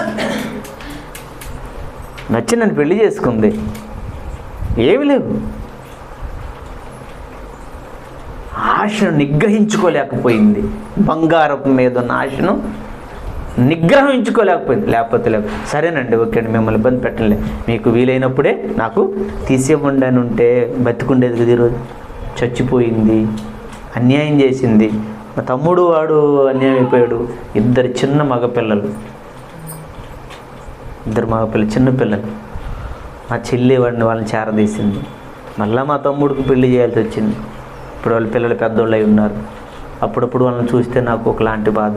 ఎందుకంటే వాళ్ళ అమ్మ కాదుగా ఏమో, వాళ్ళకి అది ఉన్నట్టుంది కొంచెం. అదే వాళ్ళు ఆమె దగ్గరికి పెద్దగా వెళ్ళరు. నాకు మా అమ్మ ఉంది, మా అమ్మ అని పిలుస్తాను మా అమ్మని నేను. వాడు చూస్తుంటాడు, నా కొడుకే కదా, తమ్ముడు కొడుకే కదా, వాడు మా అమ్మ ఉంటే బాగుండు అనుకున్నదేమో మనసులో ఉంటుందేమో. ఇద్దరు అప్పుడప్పుడు అప్సెట్ అయిపోతుంటారు, ఇద్దరు పిల్లలు. అన్యాయం చేసి అన్యాయం అయిపోయింది. కారణం ఆశా నిగ్రహం అనే ఫలం లేకపోవడం. ఉంటే లేకపోతే లేదండి, ఉంటే ఎంత లేకపోతే ఎంత. ఈ 9 ఫలాలు మనం ఫలించాలట ఈ కాలంలో. ఈ కాలంలో ఈ 9 ఫలాలు నీలో కనబడాలి. ఈరోజు ఆ ఫలాలేవి? చెట్టు నిండా ఫలాలే. ఏ చెట్టు చూసినా ఫలాలే, విస్తారమైన ఫలాలు, చెట్టు నిండా ఫలాలు కనపడుతున్నాయి. చెట్టంతా మనిషిగా ఉన్న దేవుని పిల్లలమైన మన జీవితాల్లో ఏవి 9 ఫలాలు? అందుకే బాప్తిస్మ ఇచ్చి యోహాను అంటున్నాడు, మారు మనసుకు తగిన ఫలములు ఫలించండి, మీలో ఫలాలు లేని ఎడల దేవుడు మిమ్మల్ని నరికేస్తాడు అంటున్నాడు. గొడ్డలి చెట్ల వేళ ఉంచబడింది. యోహాను సువార్తలో మరి యేసుప్రభువు వారు ఏమన్నాడు చూడండి, చివరి మాట. యోహాను సువార్త 15వ అధ్యాయం ప్రభువారు కూడా ఏమన్నాడు చూడండి. యోహాను సువార్త 15వ అధ్యాయం 8వ వచనం చూడండి ఒక్కసారి. యోహాను సువార్త 15వ అధ్యాయం 8వ వచనం. మీరు బహుగా ఫలించుట వలన. ఏమ్మా? చెట్టు తన కాలమందు ఫలాలు ఇస్తుంది, మంచి మంచి ఫలాలు మనకిస్తుంది. ఆ ఫలాలు మనం తింటున్నాం, ఆనందంగా ఉన్నాం, ఆనందిస్తున్నాం, నవ్వుకుంటున్నాం, సంతోషంగా ఉన్నాం, ఆరోగ్యంగా ఉన్నాం ఆ ఫలాలన్నీ తిని. అవునా? సీతాఫలం బ్రహ్మాండమైన ఆరోగ్యం, జామ ఫలం అది ఆరోగ్యం, మామిడి ఫలం అది ఆరోగ్యం, బొప్పాయి ఫలం అది ఆరోగ్యం. తెలుసా? ఈ మధ్యకాలంలో ఏ జ్వరం వచ్చినా కణాలు చచ్చిపోతున్నాయి. వెంటనే డాక్టర్ చెప్పే మాట ఏంటి? బొప్పాయికాయలు డాక్టర్ పెట్టలా, బొప్పాయికాయ నానబెట్టాడు. ఎందుకు? చాలా రోగాలు దండికి వేసుకుంటాం, రోగాలు నానగడ్డి అంత తిని దండిగా రోగాలు వస్తాయి నా పిల్లలకి. అయ్యో కణాల్లో చచ్చిపోతాడు ఈడని అక్కడ బొప్పాయి చెట్టుని పెట్టేశాడు. బొప్పాయి చెట్టు చూడండి ఎంత బాగుంటుందో పండు, ఆరోగ్యం తినగానే. అవునా కదా? అన్నీ మన కొరకు ఫలిస్తున్నాయి. మరి నీకివ్వబడిన కాలంలో, దేవుడు కాలంలో నువ్వు ఫలించాలి, నేను ఫలించాలి దేవుడి కోసం. మంచి కాపు కాయాలి దేవుడి కోసం. ఈ 9 ఫలాలు నన్ను చూడగానే ఈ 9 ఉండాలి. నన్ను చూస్తే ఆ 9 ఉంటాయి, నాలో ఉన్నాయి. నేనైతే సెట్ చేసుకున్నాను, నేను మంచి కాపు కాయాలి నా తండ్రి కోసమని కంకణం కట్టుకున్నాను. ఆ 9 నాలో ఉండాలి. నాలో ఉన్నాయి ఆ 9. నేను కూడా చెక్ చేసుకుంటున్నాను. మీరు కూడా ఎప్పుడప్పుడు గమనించండి. ఆ 9 మీరు చదివి ఆ ఫలాలు నాలో ఉన్నాయో లేదు, మీరు నన్ను చూడండి, మీలో ఉన్నాయో లేదు మీరు కూడా చూసుకోండి. ఫలాలు లేకపోతే నేను నరికేస్తాడు దేవుడు. ఏమ్మా కాయలు గారి చెట్టుని మీరేం చేస్తారమ్మా? ఏమ్మా ఉంచుకోవచ్చు కదమ్మా. కాయలు కాయలేదని ఒక ఆమె పెరట్లో చెట్టు వేసుకుందట, కాయలు కాయలేదట. ఇంత గొడ్డలు తీసుకొని వెళ్తుంది చెట్టు మీదకి, ఇంత గొడ్డలు తీసుకొని కోపంతో వెళ్తుంది. ఏం పెద్దమ్మ అని అడిగితే దొడ్లోకి పోతున్నాను అన్నది. ఏమని అడిగితే చెట్టు నరకడానికి పోతున్నాను అన్నది. ఇంతకు ఏ చెట్టు నరకడానికి పోతున్నావు అంటే దొండ చెట్టు కాయలు కాయలేదట. దొండ చెట్టు కాయలు కాయలేదని నీకెంత కోపం వచ్చి గొడ్డలు తీసుకొని నరకడానికి వెళ్ళావే? ఇన్ని సంవత్సరాలు 50 ఏళ్ళు 60 ఏళ్ళు 70 ఏళ్ళు నీకు ఇస్తే నువ్వు ఒక్క కాయ కూడా కాయలేదు దేవుడికి. నీ మీద దేవుడేమవ్వాలి? కాయలు కాయకపోతే నువ్వు నరికేస్తుంటే, నువ్వు నీ నుండి ఒక్క కాయ కూడా రాకపోతే నిన్నేం చేయాలి? దేవుడు నరికేసి నరకాన్ని పంపించొద్దా? అదే చేస్తానన్నాడు బైబిల్. అక్కడ అదే లోకసువార్త 13వ అధ్యాయం ఉపమానం ఉంటుంది. ఈ సంవత్సరం ఫలించినా సరే లేదనేటలా నరికేస్తానని అన్నాడు. వద్దు తీనవసరం లేదు. ఇక్కడ ఏమన్నాడు యేసుప్రభువు? మీరు బహుగా ఫలించాలి, మీరు ఫలించాలి. మీకోసం అన్ని చెట్లు ఫలిస్తున్నాయి వాటి కాలంలో. మీకు ఇవ్వబడిన ఆయుష్ కాలంలో మీరు నా కొరకు ఏవయ్యే ఫలాలు? యోసేపులో చూడండి కాయలు కనపడతాయి, మరియమ్మలో చూడండి ఫలాలు కనపడతాయి, దావీదు గారిలో మంచి ఫలాలు ఉన్నాయి. అవునా? బైబిల్లో ఉన్న ఇర్మియా భక్తుడు వాళ్ళంతా బ్రహ్మాండంగా దేవుడి కోసం ఫలించారు. ఒక ఎస్తేరమ్మ, ఒక రూతమ్మ, ఒక రిబ్క, ఒక షారమ్మ, వాళ్ళల్లో చూడండి ఎన్ని మంచి ఫలాలు ఉన్నాయో. దేవుడి కోసం ఫలించారు వాళ్ళు. మరి ఈరోజు మీకు ఇవ్వబడిన కాలంలో దేవుడి కొరకు మీరు ఫలిస్తున్నారా? చెట్ల ఫలాలన్నీ దీన్ని మీరెండిపోయి ఉన్నారా? అందుకే మీరు ఫలించాలి అని అన్నాడు. చివరి మాట రోమిలకు రాసిన పత్రిక, అక్కడ కూడా చూడండి ఏమంటున్నాడు సంఘంతో. ప్రభు నమ్మాలట, మారు మనసు పొందాలట. మారు మనసు పొందిన తర్వాత మనం దేవుడి కోసం మంచి ఫలాలు ఫలించాలట. అంటే కాయలు కాయాలి, కాపు కాయాలి. కాయలు కాస్తే ఆయన చూసి సంతోషపడతాడట, ఆనందిస్తాడు ఆయన. చూడండి రోమిలకు రాసిన పత్రిక 7వ అధ్యాయం, రోమిలకు రాసిన పత్రిక 7వ అధ్యాయం 4వ వచనం చూడండి ప్రియులారా. రోమిలకు రాసిన పత్రిక 7వ అధ్యాయం 4వ వచనంలో మరలా దేవుడు ఇంకేం చెప్తున్నాడు చూడండి పౌలు గారి ద్వారా సంఘానికి. నా సహోదరులారా, మనము దేవుని కొరకు, మనము దేవుని కొరకు. అక్కడ ఇందాక అంజూపు చెట్టు ఏమన్నదమ్మా? అక్కడ నేను మీ కొరకు మంచి ఫలాలను చూసారా? చెట్టు జ్ఞానం ఉందే. ఇక్కడ పౌలు గారు ఏమంటున్నాడు? చెట్టు మన కొరకు మంచి ఫలాలను ఇస్తుంది. మనం అంటున్నాడు సహోదరులారా, మనము దేవుని కొరకు ఫలము ఫలించున్నట్లు. అమ్మా, ఈ కాలాన్ని దేవుడు ఎందుకు ఇచ్చాడు? నువ్వు మారాలి, మారి దేవుని కొరకు మంచి ఫలాలను ఫలించాలట. దేవుని కొరకు ఒక మంచి పంట పండాలట. అంటే అర్థం ఏంటో తెలుసా అమ్మా? అంటే అర్థం ఏంటో తెలుసా? ఇప్పుడు మామూలుగా మీరు జామ చెట్టు ఉంది కదా, ఎన్ని కాయలు వస్తాయేమో సుమారు?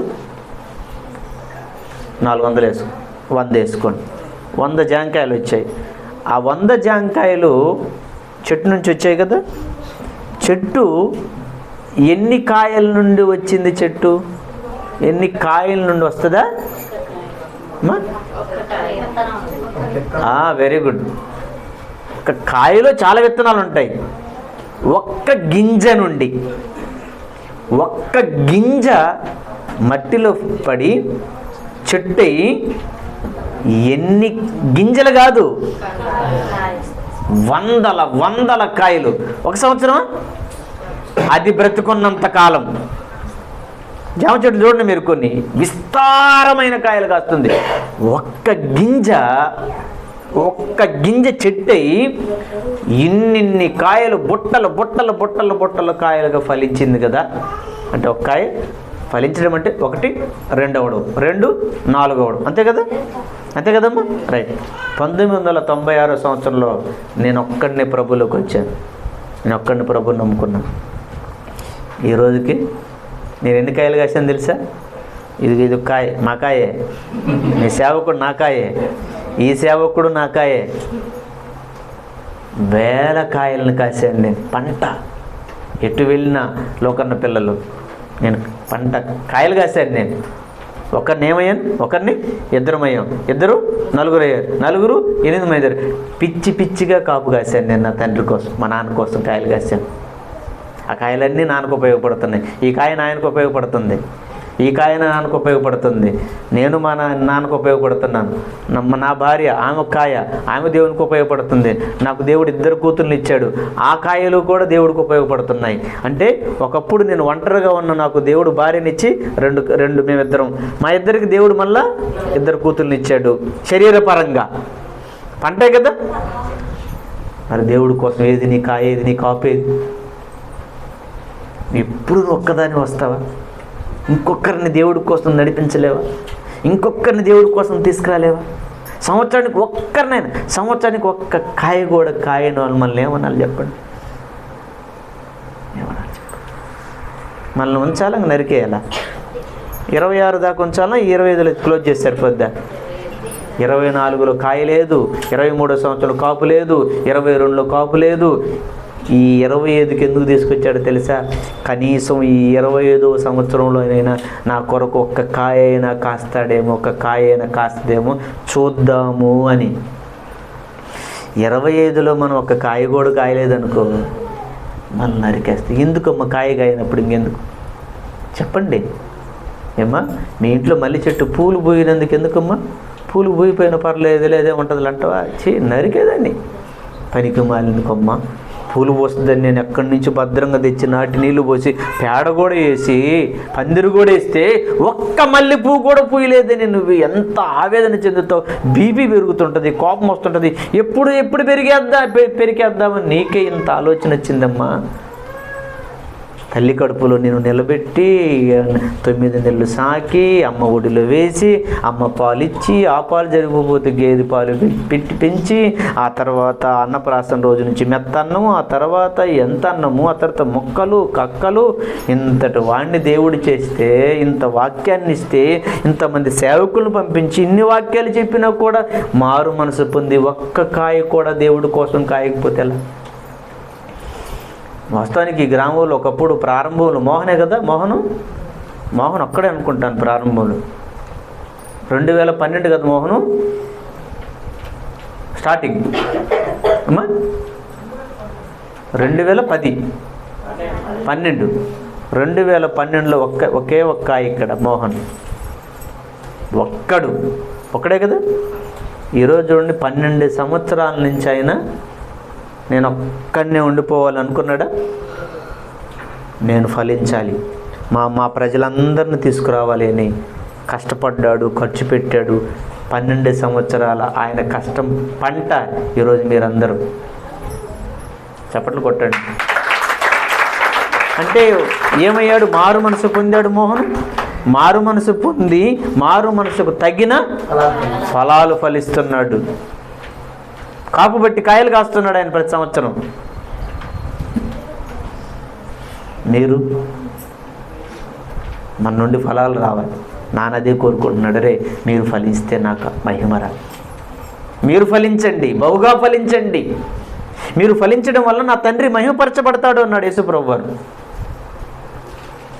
ఫలించి పరలోకానికి వెళదామా మన కాలంలో? ఇకనైనా ఇందాక అన్నయ్య బాధపడుతున్నాడు, చాలా బాధపడిపోతున్నాడు అన్నయ్య వాక్యం. ఇక నుంచి అయినా ఫలించి మంచి ఫలాలను దేవుడి కోసం ఇచ్చి ఫలించి పరలోకానికి వెళదామా? ఫలాలు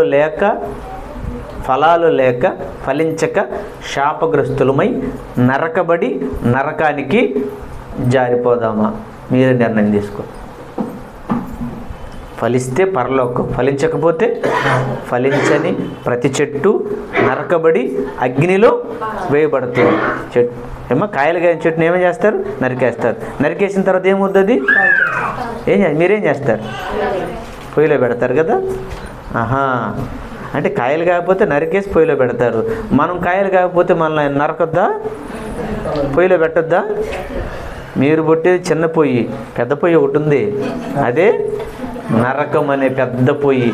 ఆ పొయ్యిలో వేసి కాలుస్తాను అన్నాడు. ఈ పొయ్యిలోకి వెళ్ళిన ఈ కట్టె కాలి బూడిదైపోతుంది. ఆ పాతాళములోని నరకం అనే పొయ్యిలోనికి వెళితే మన ఆత్మ, ఆ పొయ్యి ఆరదు, మన ఆత్మ చావదు. కోట్ల సంవత్సరాలు ఏడవాలి. దేవుడి కోసం నేను ఎందుకు మారలేకపోయాను, ఎందుకు మంచి ఫలాలు నాలో నింపుకోలేకపోయాను, దేవుడి కోసం పండలేకపోయాను అని. పంట పండితే బాగుంటుంది, ఎండిపోతే బాగుంటుందమ్మా? బాగుందన్నారు కదా, మరి పండండి, దేవుడి కోసం పండండి, దేవుడి కోసం మంచి కాపు పట్టండి, దేవుడి కోసం మంచి ఫలాలను, ఒకదాని వెంట ఒక ఫలం, ముందు ఒక ఫలం, ప్రేమ అనే ఫలాన్ని తెచ్చుకోండి, ఆ తర్వాత సమాధానం అనే ఫలాన్ని తెచ్చుకోండి. అందరితో సమాధానంగా ఉండండి, ఎవరితో విభేదాలు వద్దు, అందరితో మంచిగా ఉండండి, విశ్వాసం కలిగి ఉండండి అమ్మా. అందరి ఎడల సాత్వికంగా ఉండండి. నేనున్నాను, నన్ను ఎవరేమన్నా నేనేమన్నా సాత్వికంగా ఉన్నాను. ఎందుకు? ఆ ఫలం లేకపోతే నేను నరకానికి వెళ్ళిపోతాను, ఆ కాయ కాయకపోతే నేను నరకానికి వెళ్ళిపోతాను, నన్ను నరికేస్తాను నాన్న, నేను నరకానికి వెళ్ళిపోవాలి. అమ్మో, నేను నరకానికి వెళ్ళిపోకూడదు, నేను మా నాన్న దగ్గరికి వెళ్ళిపోవాలి. అందుకే ఒక కాయ, తర్వాత రెండో కాయ, తర్వాత మూడో కాయ, తర్వాత నాలుగో కాయ, తర్వాత ఐదో కాయ, తర్వాత ఆరో కాయ, తర్వాత ఏడో కాయ, తర్వాత ఎనిమిదో కాయ, తర్వాత 9వ కాయ. ఈ 9 కాయలు వచ్చిన దాకా బతికుండాలి. 9 కాయలు రావాలి, ఫలించాలి, అప్పుడు రాలిపోవాలి, చచ్చిపోవాలి. మనం వెళ్ళిపోతాం నాన్న దగ్గరికి. ఈ 9 కాయలు లాజర్లో ఉన్నాయి. వాడు ధనవంతుల్లో ఒక్క కాయగా లేదు దౌర్భాగ్యుడు. ఎందుకు పోయాడు వాడు నరకాన్ని? అందుకే వాడిని నరికి వాడు నరకంలో తగలబెట్టాలనుకున్నాడు దేవుడు. ఒక్క కాయ కూడా కనబడలేదు వాడి దగ్గర. రోగగ్రస్తుడైన లాజర్లు ఏమున్నాయి? 9 ఫలాలు వాళ్ళు ఉన్నాయి. దేవుడు చూశాడు వాళ్ళలో. ప్రియమైన దేవుని పిల్లలారా, ఇలాంటి అత్యద్భుతమైన ఎన్నో పాఠాలు ఉన్నాయి. కాలాన్ని దేవుడు మనిషికి, నీకు, నాకెందుకు ఇచ్చాడు? మన కాలమందు దేవుని కొరకు మనము ఫలించాలి, ఆయన మహిమపరచాలి, తర్వాత ఆయన మహిమలోనికి వెళ్ళిపోవాలి. ఇది కాలాన్ని దేవుడు మనిషికి ఎందుకు ఇచ్చాడంటే ఆయన పనులు జరిగించి, ఆయన కార్యక్రమాలు చేసి, ఆయన కొరకు బహుగా ఫలించి పరలోకానికి వెళ్ళడానికే దేవుడు ఈ కాలాన్ని మనకిచ్చాడు. ఆలోచించండి, మంచి నిర్ణయం తీసుకోండి, ఇలాంటి సత్యాలు పాఠాలు నేర్చుకోండి, మంచి ఫలాలు మీరు వచ్చేటట్టు మీరు చూసుకోండి. ఆ 9 ఫలాలు అవి ఉంటే గలతీ పత్రిక పిల్లల నోటి నుండి వస్తాయి కదా. 9 ఫలాలతో ఫలించండి, మీరు బహుగా ఫలించండి. మీ ద్వారా అనేకులు రావాలి, అనేకులు పరలోకానికి మనం తీసుకురావాలి, మనం వెళ్ళాలి. కళ్ళు మూసుకొని ప్రార్థన చేసుకుందాం. ప్రేమ కలిగిన మా తండ్రి, ఆయన మీ బిడ్డలు ఈ చోట మీ పరిచర్యను ప్రారంభించండి, ఆరాధనను ప్రారంభించి జరిపిస్తున్నారు. క్రమంగా వారం మధ్యలో ఇలాంటి మహోన్నతమైన మీ మాటలు పాఠాలుగా నేర్చుకోవడానికి ఈ రోజు నుంచి ప్రతి గురువారం బైబిల్ తరగతిని ఏర్పాటు చేసుకోదలిచారు. మీ చిత్తానుసారంగా కృప చూపించారు. ఈ రోజు నుండి తండ్రి నా ద్వారా ప్రారంభించాలి ఇక అని దైవ సేవకులు పెద్దలను పిలిపించుకొని తండ్రి ఒక పాఠాన్ని తెలిపి ఇక ప్రతి గురువారం క్రమంగా మీ పాదాల చెంత కూర్చొని ఎంత ఆనందకరమైన సంతోషకరమైన ఈ మాటలు నేర్పాలి అని ఒక మంచి ఆలోచన చేశాడు మీ బిడ్డల కోసం. ప్రియమైన తమ్ముడు, మీ సేవకుడు తండ్రి మహేష్, ఆయనకు సహకారులుగా ఉన్నటువంటి తండ్రి నమ్మకమైన యవ్వన బిడ్డలు తండ్రి, మీ కుమారుడు మోహన్, అలాగే తండ్రి శాంసన్, తర్వాత నాయన గణేష్, ఎందరో పిల్లలు ఉన్నారు నాయన. వారందరిని బట్టి మిమ్మల్ని స్తుతిస్తున్నాం. మేము ఒక్కరుగా ఉండడం కాదయ్యా, మాకు మా చుట్టూ ఎన్నో చెట్లు విపరీతంగా ఫలాలు ఇస్తున్నాయి. మేము మీ కొరకు ఫలించాలి. అందుకే మీరు మమ్మల్ని సంఘంలో నాటారు, మాకు వాక్యం అని ఎరువు వేస్తున్నారు. మేము సరిగా లేకపోతే వాక్యముతోని మందు కొడుతున్నారు. మీ కొరకు బహుగా ఫలించాలని ఆత్మ ఫలములతో నిండుకుని వారమై మీరిచ్చిన ఈ కాలంలో తండ్రి అనేకులను మీ వద్దకు నడిపించాలి అని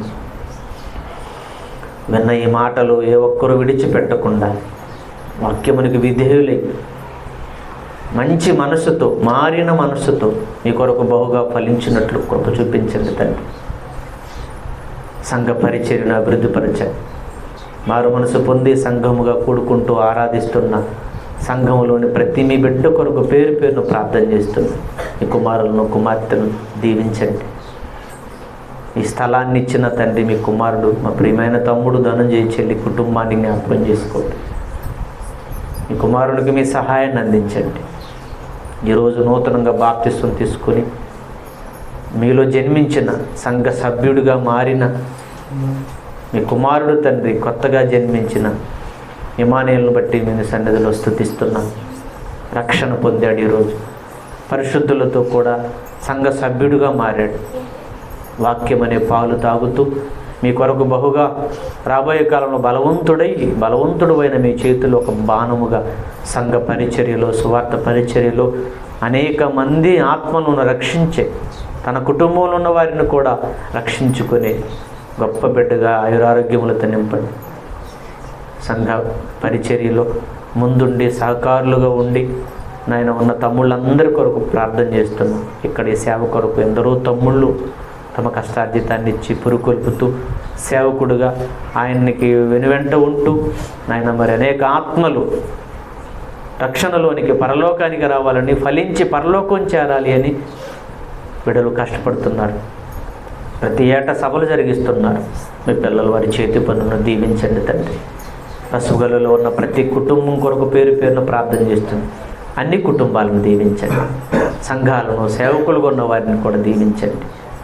అలాగే వేదికను అలంకరించిన తాళ్ళూరులో మీ సేవ చేస్తున్న మీ సేవకుడు, మా ప్రియమైన తమ్ముడు తండ్రి విధేయుడు, యవ్వన కాలంలో ఆ ప్రాంతంలో మీ సేవలో ఉన్నాడు. అనేక ఆత్మలను మీ కొరకు నడిపిస్తున్నాడు. అనేక ఆత్మలను మీ కొరకు ఒక మంచి పంటను మీకు ఇవ్వాలని కష్టపడుతున్నాడు. మీ సేవకునికి మంచి ఆయుష్యం ఉండి ఆరోగ్యాన్ని ఇవ్వండి. ఎంతటి మహాజ్ఞానాన్ని ఈరోజు మాకు నేర్పి మమ్మల్ని నిలబెట్టిన, బహుగా ఫలించిన, విస్తారముగా ఫలించిన మా ఆత్మీయ తండ్రి గారు, దైవజనులు జయశాలి గారిని ఒక్కసారి జ్ఞాపకం చేసుకో. మా తండ్రి గారికి మంచి ఆయుష్యం ఉండి ఆరోగ్యాన్ని ఇవ్వండి. ఇక నుండి జరగబోయే బైబిల్ తరగతులన్నింటిలో తోడుగా ఉండండి. క్రమం తప్పక అందరూ పెద్దల కడి వస్తూ అనేక సత్యాలు నేర్చుకుంటూ బిడ్డలకు నేర్పుతూ అనేకులను పరలోకానికి నడిపించే దిశగా మీ కొరకు బహుగా ఫలించేవారుగా ముందుకు నడిపించండి తండ్రి. వాక్యము లేక ఏ ఒక్కరు ఎండిపోకుండా, ఎండిపోతే రాలిపోతారు, రాలిపోతే నిత్యాగ్ని గుండానికి జారిపోతారు నాయన. అలాంటి వారు ఏ ఒక్కరూ ఉండకుండా నాయన మరి ఈ మంచి ఫలాలతో నిండుకున్న వారై మరింతగా రాబోయే కాలంలో ఉన్నతమైన సంఘముగా ఈ పశువుగల్లో ఉన్న బిడ్డలు నాయన మరి ముందుకు సాగుతూ కృప చూపించండి. జరగనున్న సెమినార్ను జ్ఞాపకం చేసుకోండి. వచ్చిన మీ సేవకుడిగా ప్రేమించి, గౌరవించి పరిచర్య చేశారు బిడ్డలు, దీవించండి. మరొకసారి మీ సేవకుడిని, సంఘ బిడ్డలను, సంఘస్థులందరినీ పేరు పేరుని దీవించమని కోరుతూ, మీ చిత్తమైతే మీ కుమారుడు అక్కడ ఆలస్యమైతే మళ్ళీ మీ బిడ్డలతో కలుసుకునే భాగ్యాన్ని ఇవ్వండి. నూతన సంవత్సరంలోకి మమ్మల్ని నడిపించాలి. 2025 సంవత్సరం మరి ఎక్కువగా ఫలించాలి, మరి ఎక్కువగా ప్రార్థనలు చేయాలి, మరి ఎక్కువగా క్షమించాలి, మరి ఎక్కువగా మీకోసం మా కష్టార్జితాన్ని ఇవ్వాలి, మరి ఎక్కువగా మేము కష్టపడాలి, మరి ఎక్కువ కార్యక్రమాలు జరిగించాలి, మరి ఎక్కువ మందికి సువార్తను ప్రకటించాలి, మరి ఎక్కువ మందిని మీ పాదాల చెంతకు నడిపించాలి, మరి ఎక్కువ వాక్యాన్ని మేము ఈ సంవత్సరం నేర్చుకోవాలి, అనేక మందికి నేర్పాలి. ఇలాంటి మంచి నిర్ణయాలతో బిడ్డలు బహుగా ఈ 2025 మీ కొరకు ఫలించి మీకు మహిమ తెచ్చే బిడ్డలుగా మీ సేవకుని, సంఘమును, సహకారులుగా ఉన్న వారందరినీ పేరు పేరున వారి కుటుంబాలను దీవించవలసిందిగా వేడుకుంటూ ఓపికగా కూర్చొని విన్న మీ పిల్లలందరికీ మంచి ఆయుష్ ఉండి ఆరోగ్యాన్ని ఉండదంటే నా కుటుంబాన్ని కూడా ఒక్కసారి జ్ఞాపకం చేసుకోండి. నా మరణం వరకు నేను, నా కుటుంబం మీ పిల్లలకు మరింతగా మీ పరిచర్య చేసి అనేకులను మీరు ఇచ్చిన ఈ సత్యవాక్యముతో పరలోకానికి మాతో పాటు నడిపించే కృప మా అందరికీ, నాకు, నా కుటుంబానికి కూడా దయచేయమని అర్థిస్తూ సమస్తమును బట్టి కృతజ్ఞతాస్తుతులు చెల్లించుకుంటూ ఈ రాత్రి సుఖమైన నిద్ర మీ పిల్లలకు మాకు దయచేయి. వేకునే లేచి మిమ్మల్ని స్తుతించే భాగ్యాన్ని మా అందరికీ దయచేయవలసిందిగా వేడుకుంటూ మీ ప్రియకుమారుడు మా రక్షకుడునైన యేసుక్రీస్తు వారి పవిత్ర నామమున ఈ ప్రార్థన మీకు సమర్పిస్తున్నాము తండ్రి. ఆమేన్. అందరికీ వందనాలు. పోసుకొని అలాగే ఆశీర్వాదం తీసుకుని మన తండ్రి అయిన దేవుని ప్రేమయు కుమారుడైన యేసుక్రీస్తు ప్రభు వారి కృపయు పరిశుద్ధాత్మ దేవుని అన్యోన్య సహవాసం సదాకాలం మనకును మన కుటుంబాలకును సకల పరిశుద్ధులకును దేవుడు మనకు దయచేసిన మంచి సత్యవాక్యపు దైవజనులందరికీ మన సంఘమునకును సదాకాలము తోడై ఉండి నడిపించునుగాక. ఆమేన్. Thank you. మరి దేవుని కోసం మనం ఫలించాలి. ప్రకృతిలో ఎన్నో ఫలిస్తుంది మన కోసం. మరి మనం దేవుని కోసం ఫలించకపోతే శిక్ష తప్పదు. మరి కాలాన్ని దేవుడు మనకి ఎందుకు ఇచ్చాడు? విలువైన సంగతిని మనకు తెలియచేసిన గౌరవనీయులు దైవజనులు ఈ గారు ఎప్పటిహెచ్ additional deputy director of BOE వారికి మరొకసారి ఈ యొక్క ఆనందాన్ని మరి సమయంలో ప్రతినించి పలహారం కూడా సిద్ధం చేశాం. పలహారాన్ని తీసుకొని ఇక్కడ నుంచి సెలవు తీసుకోవాల్సిందిగా కోరుతూ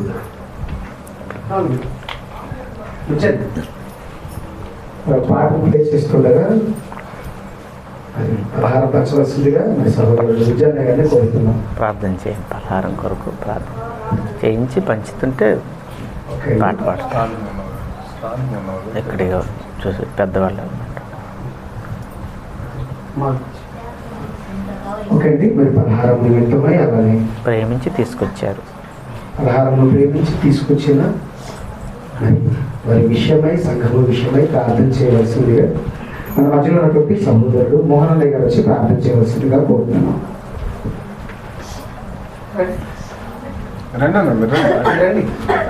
అన్న ఇందాక చేసేయండి. నువ్వు వచ్చేయండి.